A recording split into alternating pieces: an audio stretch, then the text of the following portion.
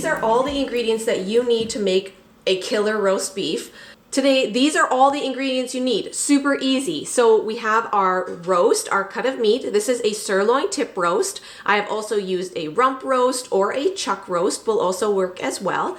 We have our Montreal style steak spice. This is the steak spice I grew up with. It works. It is awesome. It gives a fantastic result. We're just going to be sprinkling it on to the desired amount of seasoning. It is a little spicy, so if you have kids that you're feeding it to, you could go lighter on this spice.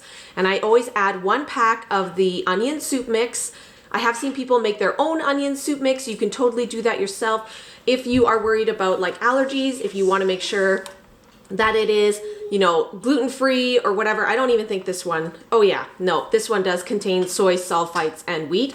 If you are worried about your gluten-free friends and don't want to use like an onion soup mix package, I have totally made basically the same thing, but with garlic powder, onion powder, and onion flakes or regular just chopped up onion, and you can get a very similar result. So you don't necessarily have to use the onion soup mix, but for convenience wise, this is what I love and use all the time.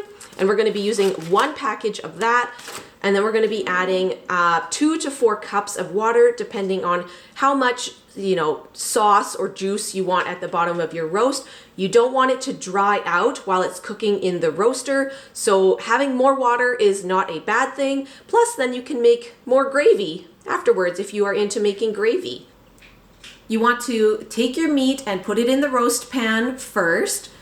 Then pour the water over top. This kind of makes the meat a little sticky, so when you put the seasonings on, they stick to the top of it. In this recipe today, I did add the 4 cups of water. We like a lot of juice in our sauce, and I'm trying to convince the kids that they like gravy too, so I'll be making a little bit extra. You can also use this juice or broth to make like beef barley soup is really common that I make after with the leftovers. And then you are going to pour the onion soup mix over top of the roast, not worrying if some of it spills into the water. And then we are going to sprinkle a generous layer of Montreal Steak Spice. Again, not worrying if some of it spills into the water. I've just kind of estimated how much this is. I feel like it's probably a good 5, maybe 4 or 5 tablespoons. I don't know, you tell me when you look at it.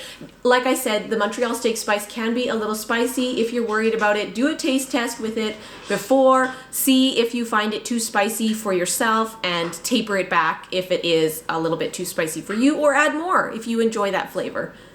When it cooks, it's going to create a nice layer on top, a nice crisp layer of that sauce and seasoning. This salty layer is just so good on top once it's all done.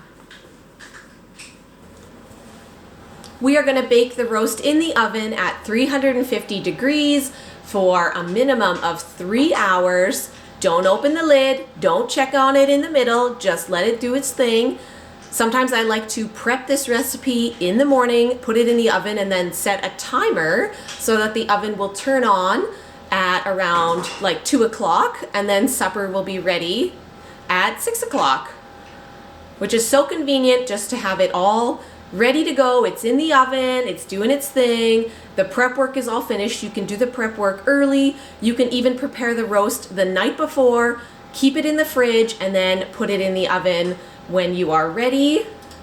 And the full 3 hours is needed because I'm cooking this roast from frozen for it to have that perfect juicy tenderness. If you were to pull this meat out the night before and, like I said, prep this recipe, leave it in the fridge overnight, and then cook it the next day, like, it should be a little bit more defrosted, so you might be able to push your time and finish the roast in 2.5 hours instead of 3. Seasoning, that's just the Montreal Steak Spice. Can I have a big piece with and that then, big piece? You want a big piece.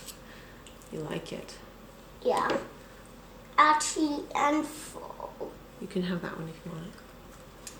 Oh. You don't have to though. It might be a little spicy. A little spicy? Might be.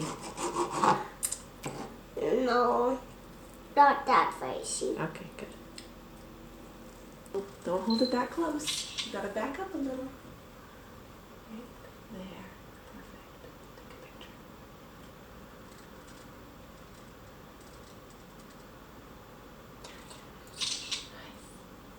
was a good one.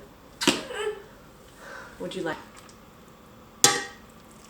Well, that's big meat.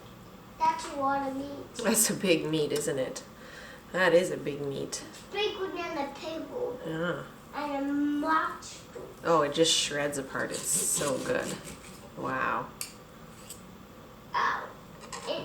I like to cut the roast beef and then put it back into the juices to absorb all of those yummy juices back into the cut meat. I like to serve it just right out of the roaster, just like this. If you wanted to drain some of the liquid and, like I said, turn it into gravy, you have that option as well. But it has such a rich flavor. It is tasty. It is warm. It's tender, and yeah, this is one of my family's favorite recipes.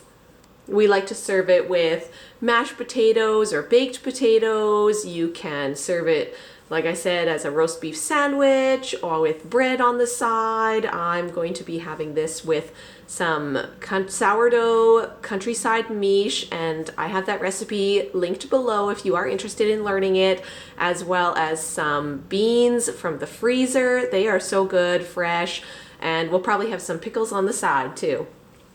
This roast beef dish is my absolute favorite to make. Not only does it make a lot and it's easy, it is great to use in other dishes and leftovers, like your classic roast beef cheese and mustard sandwiches. We like to make it in, like I said, beef barley soup, and the broth is so good for like a soup base. I also really enjoy making like beef stroganoff with the leftovers. So yeah, the leftovers are just very versatile. If you make way too much, you can also freeze your leftovers, pull them out when you're in a pinch and defrost them. So that is another great option as well.